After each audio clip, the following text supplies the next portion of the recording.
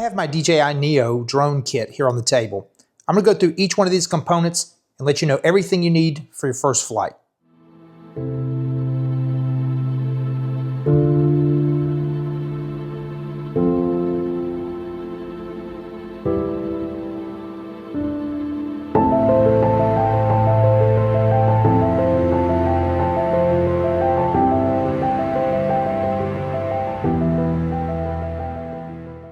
First thing we're going to talk about is what comes in this combo bundle right here that I ordered from DJI. On the back of the box, you're going to see that it gives you the drone. It's going to give you 3 batteries. You're going to get these propeller protectors here. You've got a charging hub. This is going to be the hub right here. You get 2 extra propellers that's in this bag here. You get a screwdriver, you get the charging cable, and then you've got a series of manuals and instructions, as well as a few stickers inside there. So the drone itself already came with those propeller covers on there. These are removable. You can take these off. You may get 1 or 2 more minutes of flying time. I seem to leave them on. I don't really have any trouble with that. You did get a lens protector right here that just kind of snaps off. So that helps when you're storing the drone that you're not going to touch anything on that camera. Next piece here is your battery pack and your charging. You get 3 different battery packs and they all slide in here so you can charge them. And you've got battery indicator lights here. You can hit this button. This is basically a 2-way charging system. So you can charge these up, or you can use this as a charge pack if you want to charge, say, a cell phone or something off of this. Highly recommend getting the kit or getting the extra batteries. These are about 15 minutes per battery, which seems to be enough because the drone does get a little warm when it flies, and sometimes when you use a cell phone to fly the drone, it can get warm as well. On the charging cable, this is a USB-C to USB-C cable. The thing is, though, they do not give you a charger. So I did purchase this one by Anker. I'll have links in the comments for this as well as all the products on the table. But I did get this charger where you've got 2 USB-C inputs and you've got a USB-A input, and it has a flip-down plug there for you. And this stores nicely and definitely charges up this pack very easily. So I would recommend this since they don't provide a charger in the kit. Up in the top right, they do give you 2 replacement blades there, and they are side specific, so they kind of show you the diagram on there explaining which side of the craft that they go on. There are 2 screws for each blade that hold that on. In order to change those out, they also give you this little micro screwdriver that you could take, pop these covers off, and you could change the blades out. When I first purchased the drone, I had the intentions of flying it from this iPhone. This is an iPhone 10, but I quickly learned that you have limited range and it is a little difficult to fly from just the phone. So I debated between getting the controller with the display or buying the RCN3.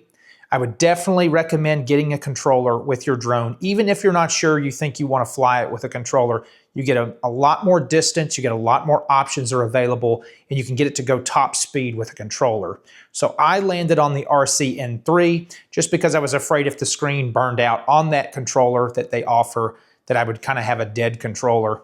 And then this way, if I ever upgraded my cell phone, whether I continued to use the iPhone 10 or my now 16 Pro, I can always just load in whatever iPhone I have at that time. Going over the controller, I'll show you a couple of the neat features they have on this.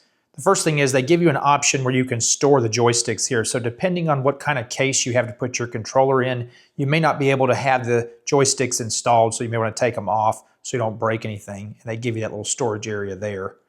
With the controller, you're able to get it to the top speed like I mentioned. So you have a cinematic mode, a manual mode, and a sport mode. That's another reason why you're going to want to buy this controller versus just flying from an iPhone. They do have right here at the top where this will open up and it's spring-loaded, and that will hold your iPhone in place. And I'll see if I can put this one on here for you real quick. Like I mentioned, this is an iPhone 10, so it definitely holds that pretty steady. It's not going to move or fall off. And then here at the top, they do have options where you can move the camera on the drone itself while it's in the air, and then you have your record buttons and things here on the top. One feature they have inside here is so you can see the display, is they have a storage for this cable. It's going to plug into the side of your phone. So this phone has the lightning connector. They do give you one that's USB-C to USB-C. That is this connector here in the kit. I switched it out for the one that is USB-C to the lightning connector there based on this being the iPhone 10. On the kit for the controller, they do not give you a charge cable. So I just added this to my kit where it's a USB-A to USB-C. I already had this laying around, so I've just added it. It's already in my kit and will stay in there. And remember that Anchor charger that I showed you, it does have the USB-A and 2 USB-C ports. That's another reason why I like this charger. So this will be in the kit as well as this, so I can charge both the controller and the battery packs for the drone. One bonus piece we're going to talk about here is a case. I didn't show this at the start of the video, but this case is designed specifically for the DJI Neo, and it fits everything I've already shown you on the table. We're going to review the case empty, and then I'll show you everything once I've put it back in the case. But right here is where you're going to be able to put your batteries, you're going to be able to put that controller, you'll be able to put the drone, and you do have storage for 2 more batteries in this section right here. I have tested it. You can actually leave a battery in the drone itself and it still fits in there. So you really could have almost 3 more batteries and 3 more batteries here for a total of 6 batteries in the kit. All the other things like a storage of an extra phone, you can put that in this area. All your papers and your charger and your charging cables can fit in that section. Everything from the kit is now in this case. And I'll show you that the drone fits nice and snug.